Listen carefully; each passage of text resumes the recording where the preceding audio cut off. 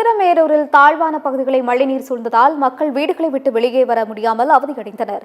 காஞ்சிபுரம் மாவட்டம் உத்திரமேரூர் மற்றும் அதன் சுற்றுவட்டார பகுதிகளில் கனமழை கொட்டி தீர்த்ததால் தாழ்வான பகுதிகளில் குளம் போல் மழைநீர் தேங்கியது.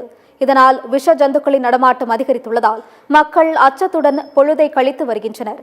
குறிப்பாக உத்திரமேரூரில் உள்ள மகாலட்சுமி நகர், சரஸ்வதி நகர், முத்து கிருஷ்ணா அவென்யூ உட்பட பல்வேறு பகுதிகள் பாதிப்பை சந்தித்துள்ளன.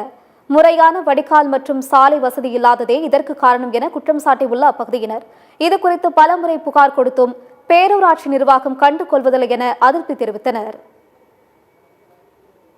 மழை வந்தால் ரொம்பவே கஷ்டமாக இருக்குது. தண்ணி ஃபுல்லாக ரோடு ஃபுல்லாக தண்ணி தேங்கி பாப்பாவெல்லாம் ஸ்கூல் கூட்டு போக கஷ்டமாக இருக்குது.